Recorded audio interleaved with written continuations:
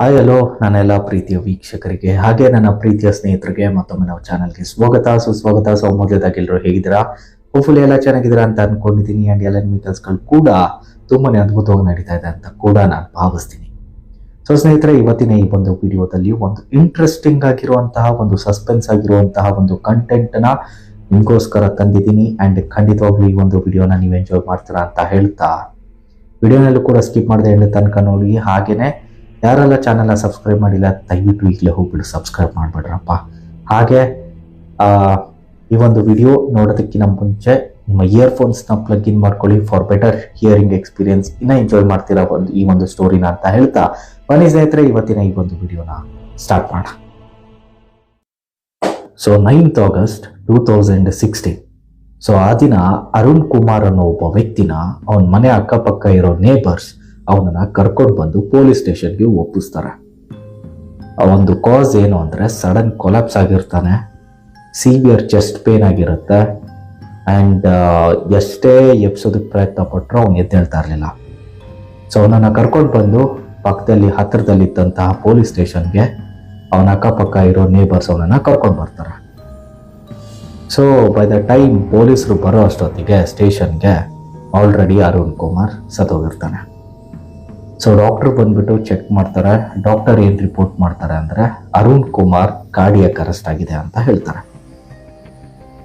So cardiac arrest ಆಗಿದೆ, ಯಾವುದೇ severe injuries ಇಲ್ಲ, ಏನೇ ಸಸ್ಪಿಷಿಯಸ್ ಏನೂ ಇಲ್ಲ ಅವನ ಬಾಡಿ ಮೇಲೆ. ಅಂದರೆ ಏನಾದರೂ ಅವನಿಗೆ ಊಟದಲ್ಲಿ ಏನಾದರೂ ಮಿಕ್ಸ್ ಮಾಡಿರೋದು ಆ ಥರ ಏನೂ ಇಲ್ಲ. It was just unnatural death. So ಇಲ್ಲಿ ತನಕ ಎಲ್ಲ ನಾರ್ಮಲ್ ಆಗಿ ಕಾಣಿಸ್ತಾ ಇತ್ತು. ಸೊ ಆ ದಿನ ಪೊಲೀಸ್ ಸ್ಟೇಷನಲ್ಲಿ ಟೈಮ್ ಬಂದ್ಬಿಟ್ಟು ಬೆಳಗಿನ ಜಾವ 12:15, ಅಂದರೆ ಮಧ್ಯರಾತ್ರಿ 12:15. ಸೊ ಆಗ ಪೊಲೀಸ್ ಸ್ಟೇಷನ್ನ PC ಶಂಕರ್ ಅವರು ತಮ್ಮ ಡೈರಿನ ಕೇಸ್ ಸ್ಟೇಟಸ್ನ ಅಪ್ಡೇಟ್ ಮಾಡ್ತಾ ಇರ್ತಾರೆ. ಸೊ ಆ್ಯಂಡ್ ಸೊ ವಿಕ್ಟಿಮ್ ಈ ಥರ ಆಯಿತು ಅಂತ ಇವತ್ತಿನ ಒಂದು ಕೇಸ್ ಟ್ರ್ಯಾಕರ್ನ ಅಪ್ಡೇಟ್ ಮಾಡ್ತಾ ಇರ್ತಾರೆ. ಸೊ ಆಗ ಎಕ್ಸಾಕ್ಟ್ಲಿ 12:30ಗೆ ಅರುಣ್ ಏನು ಸತ್ತೋಗಿದ್ದಾನೆ ಅವನ ಒಂದು ಫೋನ್ ರಿಂಗ್ ಆಗುತ್ತೆ. ಸೊ ಕಾಲರ್ ID ಅನ್ನೋನ್ ಅಂತ ಇರುತ್ತೆ, ಯಾವುದೇ ಹೆಸರು ಶೋ ಆಗ್ತಾ ಇರಲ್ಲ. ಸೊ ಶಂಕರ್ ಅನ್ಕೋತಾರೆ ಮೋಸ್ಟ್ಲಿ ಫ್ರೆಂಡ್ಸ್ ಫ್ಯಾಮಿಲಿ ಅವರೇ ಇರ್ಬೋದು, ಇಟ್ಸ್ ಕಾಮನ್ ಅಂತ ಅನ್ಕೊಂಡು ಅದ್ರ ಬಗ್ಗೆ ತಲೆ ಕೆಡಿಸ್ಕೊಡಲ್ಲ.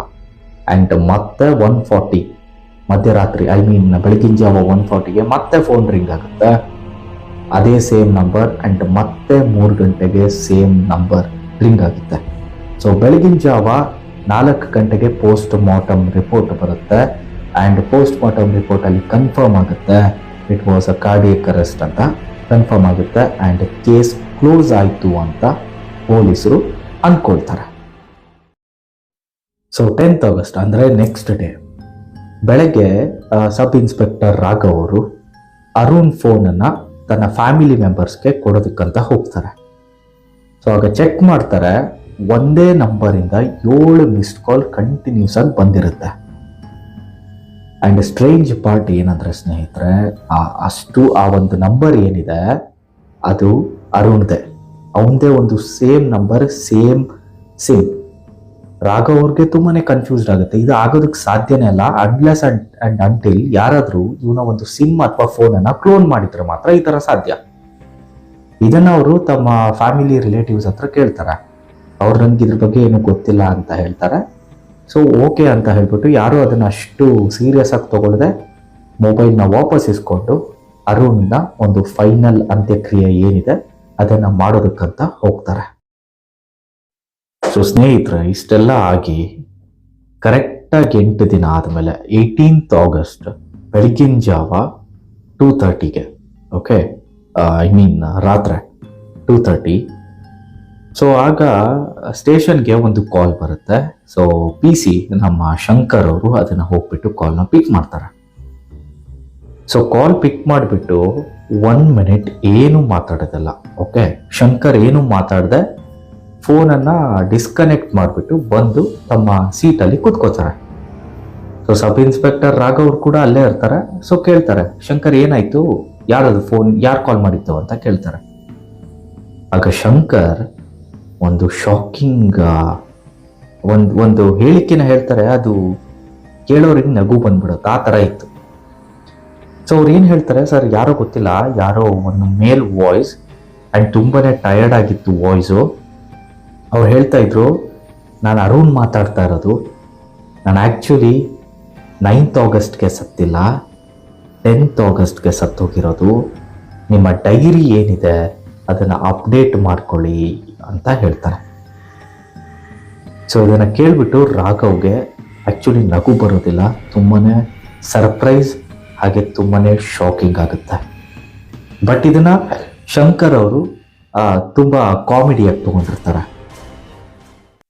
ಸೊ ಇದನ್ನೆಲ್ಲ ಕೇಳಿ ಸಬ್ ಇನ್ಸ್ಪೆಕ್ಟರ್ ರಾಘವ್ ಅವರು ಇಮ್ಮಿಡಿಯೇಟಾಗಿ ಎತ್ಬಿಟ್ಟು ರೆಕಾರ್ಡ್ ರೂಮ್ಗೆ ಹೋಗ್ಬಿಟ್ಟು ನನಗೆ ಇಮ್ಮಿಡಿಯೇಟಾಗಿ ಈಗ ಕರೆಂಟ್ಲಿ ಏನು ಆಗಿತ್ತೋ ಜಸ್ಟ್ 15-20 ಮಿನಿಟ್ಸ್ ಬ್ಯಾಕ್ ಏನೆಲ್ಲ ನಡೀತೋ ಅದ್ರ CCTV ಫುಟೇಜ್ ನನಗೆ ಬೇಕು, ನಾನು ಚೆಕ್ ಮಾಡಬೇಕು ಅಂತ ಅಲ್ಲಿ ವರ್ಕ್ ಮಾಡ್ತಾ ಇದ್ದಂತಹ ಪೊಲೀಸ್ ಆಫೀಸರ್ಸ್ಗೆ ಹೇಳ್ತಾರೆ.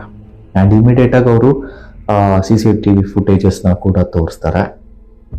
ಸೊ ಸಬ್ ಇನ್ಸ್ಪೆಕ್ಟರ್ ರಾಘವ್ ಅವರು ಯಾರು ಶಂಕರ್ ಮಾತಾಡಿದ್ರಲ್ಲ ಫೋನಲ್ಲಿ, ಅವ್ರ ಫೋನ್ ಪಿಕ್ ಮಾಡಿದ್ದು ಅದನ್ನೆಲ್ಲ ಅಬ್ಸರ್ವ್ ಮಾಡ್ತಾ ಇರ್ತಾರೆ ಕೂತ್ಕೊಂಡು. ಸೊ ಆಗ ಅವರು ಅಬ್ಸರ್ವ್ ಮಾಡ್ತಾರೆ, ಶಂಕರ್ ಹೋಗ್ಬಿಟ್ಟು ಫೋನನ್ನು ಪಿಕ್ ಮಾಡ್ತಾರೆ 2:32ಗೆ. ಓಕೆ, ಎಕ್ಸಾಕ್ಟ್ಲಿ 2:35 ಶಂಕರ್ ಕೂರ್ತಾ ಇದ್ದಂತಹ ಕ್ಯಾಬಿನ್ ವಿಂಡೋ ಮೇಲ್ಗಡೆ ಒಂದು ಡಾರ್ಕ್ ಶ್ಯಾಡೋ, ಐ ಮೀನ್ ಯಾರೋ ನಿಂತಿರೋ ಥರ ಅಲ್ಲಿ ರಿಫ್ಲೆಕ್ಷನ್ ಕಾಣಿಸ್ತಾ ಇತ್ತು ಕ್ಲೀನಾಗಿ. ಓಕೆ, ಸೊ ಇನ್ಸ್ಪೆಕ್ಟರ್ ರಾಘವ್ ಅವರು ಕ್ಲಾಕ್ನ ನೋಡ್ತಾರೆ, ಟೈಮ್ ಬಂದ್ಬಿಟ್ಟು ಇವಾಗ 2:40. ಸೊ ಇನ್ನು ಟೈಮ್ ಆಗಿಲ್ಲ, ಇಮ್ಮಿಡಿಯೇಟಾಗಿ ಎದ್ದು ಹೋಗ್ಬಿಟ್ಟು ಇದು ಏನು ಅಂತ ನೋಡೋಣ ಅಂತ ಶಂಕರ್ ಕೂತಂತಹ ಕ್ಯಾಬಿನ್ ಆ ಕಡೆ ಎಲ್ಲ ಚೆಕ್ ಮಾಡ್ತಾರೆ, ಅದೇನು ಶ್ಯಾಡೋ, ಯಾರಾದರೂ ನಿಜವಾಗ್ಲೂ ಬಂದು ನಿಂತ್ಕೊಂಡಿದ್ರ ಅಂತ ಚೆಕ್ ಮಾಡ್ತಾರೆ. ಬಟ್ ಅಲ್ಲಿ ಯಾರೂ ಇರಲಿಲ್ಲ. So later on sub inspector Raghav ಅವ್ರು ಕೂಡ ಕನ್ಫ್ಯೂಷನ್ ಬರ್ತಾರೆ, ಇದೇನೋ ಬುಲ್ಶಿಟ್ ಇದೆ, ಮೋಸ್ಟ್ಲಿ CCTV ಫುಟೇಜ್ ಏನೋ ಕರಪ್ಟ್ ಆಗಿರ್ಬೋದು ಅಂತ ಅಂದ್ಕೊಂಡು ಅದನ್ನು ಅವರು ಕೂಡ ಅಲ್ಲಿಗೆ ಬಿಟ್ಟಾಕ್ತಾರೆ.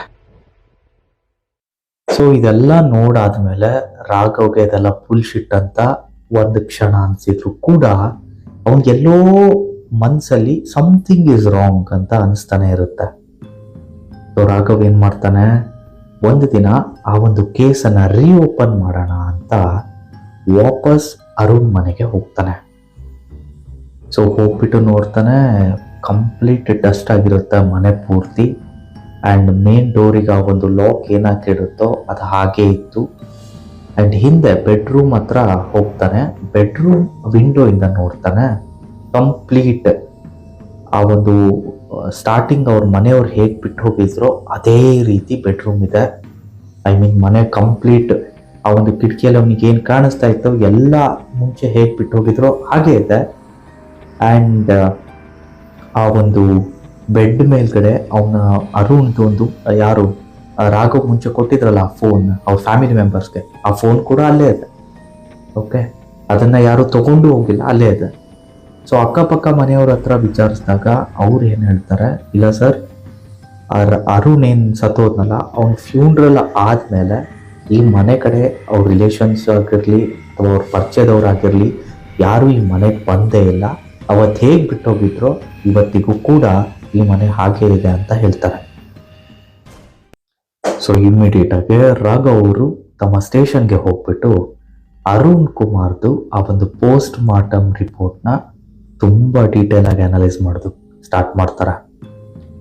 ಅಲ್ಲಿ ಅವರು ಒಂದು ವಿಷಯನ ಗಮನಿಸ್ತಾರೆ, ಯಾವುದನ್ನ ಇವರು ಮುಂಚೆ ಗಮನಿಸೇ ಇರಲಿಲ್ಲ. ಸೊ ಅಲ್ಲಿ ಎಸ್ಟಿಮೇಟೆಡ್ ಟೈಮ್ ಆಫ್ ಡೆತ್ ಬಂದ್ಬಿಟ್ಟು ಬಿಟ್ವೀನ್ 11:30 to 12 ಅಂತ ಇತ್ತು. ಓಕೆ, ಸೊ ಸ್ಟೇಷನ್ಗೆ ಫಸ್ಟ್ ಕಾಲ್ ಬಂದಿದ್ದು 11:40ಗೆ. ಸೊ 11:40ಗೆ ಕಾಲ್ ಬಂದಿದೆ ಅಂದರೆ ಆ ಒಂದು ಅದೇನು ನಂಬರ್ ಅಂತ ನಾನು ಹೇಳಿದೆ ಅಲ್ಲ, ಅರುಣ್ ನಂಬರ್. ಸೊ ಆ ಒಂದು ನಂಬರಿಂದ ಫೋನ್ ಕಾಲ್ ಬಂದಿದೆ ಅಂದ ತಕ್ಷಣ ಆಲ್ರೆಡಿ ಅರುಣ್ ಕುಮಾರ್ ಸತ್ತು ಹೋದ್ಮೇಲೆ ಮತ್ತೊಮ್ಮೆ ಸ್ಟೇಷನ್ಗೆ ಕಾಲ್ ಮಾಡಿದ್ದಾನೆ ಅನ್ನೋದು ರಾಘವ್ ಅವ್ರಿಗೆ ಗೊತ್ತಾಗುತ್ತೆ. ಆ್ಯಂಡ್ ಇದು ಗೊತ್ತಾದ್ಮೇಲೆ ಅವರಿಗೆ ಈ ಒಂದು ಕೇಸ್ ಮೇಲೆ ಕ್ಯೂರಿಯಾಸಿಟಿ ಹಾಗೆ ಇಂಟ್ರೆಸ್ಟ್ ಇನ್ನು ಜಾಸ್ತಿ ಆಗೋದಕ್ಕೆ ಶುರು ಆಗುತ್ತೆ. ಇದ್ರ ಹಿಂದೆ ಏನು ರಹಸ್ಯ ಅಡಗಿದೆ ಅನ್ನೋದು ಅವ್ರಿಗೆ ಇನ್ನೂ ಕುತೂಹಲ ಹುಟ್ಟಿಸೋದಕ್ಕೆ ಶುರು ಆಗುತ್ತೆ. ಒಬ್ಬ ಸತ್ತೋಗಿರೋ ಒಬ್ಬ ವ್ಯಕ್ತಿ ಅದು ವಾಪಸ್ ಕಾಲ್ ಮಾಡೋದಕ್ಕೆ ಹೇಗೆ ಸಾಧ್ಯ ಅನ್ನೋದು ರಾಘವ್ ಅವ್ರಿಗೆ ಅರ್ಥನೇ ಆಗ್ತಾ ಇರಲಿಲ್ಲ. ಸೊ ಅವ್ರು ಇದ್ರ ಬಗ್ಗೆ ಯೋಚನೆ ಮಾಡ್ತಾನೆ ಕೂತಿರ್ತಾರೆ. ಈ ಒಂದು ಕೇಸ್ನ ಹೇಗೆ ಕ್ಲೋಸ್ ಮಾಡೋದು, ಈ ಒಂದು ಕೇಸ್ಗೆ ಒಂದು ಕನ್ಕ್ಲೂಷನ್ ಹೇಗೆ ಡ್ರಾ ಮಾಡೋದು ಅಂತ ಯೋಚನೆ ಮಾಡ್ತಾನೆ ಕೂತಿರ್ತಾರೆ. ಸೊ ಆಗ ಟೈಮ್ ಬಂದ್ಬಿಟ್ಟು ಈಗ ಸೇಮ್ ಬೆಳಗಿನ ಜಾವ 2:32. ಓಕೆ, ಸೊ ಇವಾಗ 20th August. ಓಕೆ, ಸೊ ಆಗ ಸ್ಟೇಷನ್ಗೆ ಮತ್ತೆ ಕಾಲ್ ಬರುತ್ತೆ. ಸೊ ದಿಸ್ ಟೈಮ್ ರಾಘವ್ ಅವರೇ ಖುದ್ದಾಗಿ ಹೋಗ್ಬಿಟ್ಟು ಫೋನನ್ನು ರಿಸೀವ್ ಮಾಡ್ತಾರೆ. ಸೇಮ್ ಅದೇ ವ್ಯಕ್ತಿ ಫೋನ್ ಮಾಡಿರ್ತಾನೆ, ನಾನು ಅರುಣ್ ಅಂತ ಅಂದ್ಕೊಂಡು ಫೋನ್ ಮಾಡ್ತಾನೆ. ಸೊ ಆಗ ರಾಘವ್ ಅವರು ಇನ್ನೂ ಮಾತಾಡೋದಕ್ಕೆ ಹೋಗೋದಿಲ್ಲ, ಸೈಲೆಂಟಾಗೇ ನಿಂತ್ಕೊಂಡಿರ್ತಾರೆ. ಆಗ ಅರುಣ್ ಹೇಳ್ತಾನೆ ಆ ಕಡೆಯಿಂದ, ಸರ್ ನೀವು ನನ್ನ ಕೇಸನ್ನು ತುಂಬಾ ಬೇಗ ಕ್ಲೋಸ್ ಮಾಡಿಬಿಟ್ರಿ ಅಂತ ಹೇಳ್ತಾನೆ. ಸೊ ಆಗ ರಾಘವ್ ಅವರು ಒಂದೇ ಪ್ರಶ್ನೆನ ಕೇಳ್ತಾರೆ, ನೀನು ಇವಾಗ ಎಲ್ಲಿಂದ ಮಾತಾಡ್ತಾ ಇರೋದು ಅಂತ ಕೇಳ್ತಾರೆ. ಸೊ ಆಗ ಆ ಕಡೆಯಿಂದ ಅರುಣ್ ಕಡೆಯಿಂದ ಒಂದು ಉತ್ತರ ಬರುತ್ತೆ. ಇದಕ್ಕೆ ನಿಮಗೆ ಉತ್ತರ ಬೇಕು ಅಂದರೆ ನಿಮ್ಮ ನೈಟ್ ರಿಜಿಸ್ಟರ್ ಏನು ನೀವು ಎಂಟ್ರಿ ಮಾಡ್ತಾ ಇದ್ದೀರಾ ಅದು ಕೊನೆ ಪೇಜ್ ಎಲ್ಲಿ ಎಂಡ್ ಆಗುತ್ತೆ ಅದನ್ನು ತೆಗೆದು ನೋಡಿ, ನಿಮಗೆ ಇಮ್ಮಿಡಿಯೇಟಾಗಿ ಆನ್ಸರ್ ಸಿಕ್ಬಿಡುತ್ತೆ ಅಂತ ಹೇಳ್ಬಿಟ್ಟು ಕಾಲ್ನ ಡಿಸ್ಕನೆಕ್ಟ್ ಮಾಡಿಬಿಡ್ತಾರೆ. ಸೊ ಆಗ ರಾಘವ್ ಸ್ವಲ್ಪನೂ ಟೈಮ್ ವೇಸ್ಟ್ ಮಾಡಿದೆ, ಇಮ್ಮಿಡಿಯೇಟಾಗಿ ಹೋಗ್ಬಿಟ್ಟು ನೈಟ್ ರಿಜಿಸ್ಟರ್ನ ತೆಗೆದು ಲಾಸ್ಟ್ ಪೇಜನ್ನು ತೆಗೆದು ನೋಡ್ತಾರೆ. ಸೊ ಆಗ ಲಾಸ್ಟ್ ಪೇಜನ್ನು ನೋಡ್ತಿದ್ದಂಗೆ ಇವ್ರಿಗೆ ತುಂಬಾ ಶಾಕ್ ಆಗುತ್ತೆ ರಾಘವ್ಗೆ. ಸೊ ಅಲ್ಲಿ ನೋಡ್ತಾರೆ ಎಕ್ಸಾಕ್ಟ್ಲಿ ಒಂದು ಅದು ಕಂಪ್ಲೀಟ್ ಬೇರೆ ಹ್ಯಾಂಡ್ ರೈಟಿಂಗಲ್ಲಿ ಇರುತ್ತೆ. ಮುಂಚೆ ಬರ್ತಿತ್ತು ಅದು PC ಶಂಕರ್ ಅಪ್ಡೇಟ್ ಮಾಡ್ತಾ ಇರ್ತಾರೆ, ಅವ್ರ ಹ್ಯಾಂಡ್ ರೈಟಿಂಗ್ ಇರುತ್ತೆ. ಇನ್ನೊಂದು ಹ್ಯಾಂಡ್ ರೈಟಿಂಗ್ ಚೇಂಜ್ ಆಗಿರುತ್ತೆ, ಅದು ಎಕ್ಸಾಕ್ಟ್ಲಿ ಅರುಣ್ ಹ್ಯಾಂಡ್ ರೈಟಿಂಗಿಗೆ ಮ್ಯಾಚ್ ಆಗ್ತಾ ಇರುತ್ತೆ. ಸೊ ಅಲ್ಲಿ ಬರ್ದಿರುತ್ತೆ ಕಾಸ್ ಆಫ್ ಡೆತ್ ಮಿಸ್ಫೈಲ್ಡ್ ಅಂತ ಹ್ಯಾಂಡ್ ರೈಟಿಂಗಲ್ಲಿ ಬರ್ದಿರುತ್ತೆ. ಇದನ್ನು ನೋಡಿ ರಾಘವ್ಗೆ ಸಿಕ್ಕಾಪಟ್ಟೆ ಶಾಕ್ ಆಗುತ್ತೆ. ಹಾಗೆ ಇದು ಹೇಗೆ ಸಾಧ್ಯ ಅನ್ನೋದು ಒಂದು ಕ್ವಶನ್ ಮಾರ್ಕ್ ಆಗಿ ಉಳ್ಕೊಂಡ್ಬಿಡುತ್ತೆ. ಸ್ನೇಹಿತರೆ, ಈಗಲೂ ಕೂಡ case number 47B of 2016 official ಆಗಿ ಕ್ಲೋಸ್ ಆಗಿದ್ರು ಕೂಡ ಅದರ ಒಂದು ಕೆಲವೊಂದು ಘಟನೆಗಳು ಈಗಲೂ ಕೂಡ ಚಾಲ್ತಿಯಲ್ಲಿದೆ. ಓಕೆ, ಇದೇ ಥರ ಸ್ಟ್ರೇಂಜ್ ವಿಚಿತ್ರ ಘಟನೆ ಆಗ್ತಾ ಇರುತ್ತೆ. ಆ್ಯಂಡ್ ಆ ಒಂದು ಸ್ಟೇಷನಲ್ಲಿ ಒಂದು ಹೊಸ ರೂಲ್ ಕೂಡ ಮಾಡಿದ್ದಾರೆ.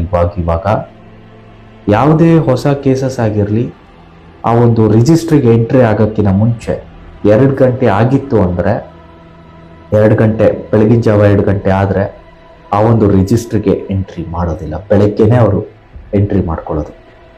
ಇದು ಎಂಥ ಸ್ಟ್ರೇಂಜ್ ಅಂತ ನಾನು ರಿಸರ್ಚ್ ಮಾಡಿದಾಗಲೂ ಕೂಡ ನನಗೂ ಇದು ಒಂಥರ ಇಂಟ್ರೆಸ್ಟಿಂಗ್ ಆಗಿ ಅನ್ನಿಸ್ತು. ಆ್ಯಂಡ್ ನಿಮಗೂ ಕೂಡ ಇಷ್ಟ ಆಗ್ಬೋದು ಅಂತ ಈ ಒಂದು ಕಂಟೆಂಟ್ನ ತೊಗೊಂಡಿತ್ತು.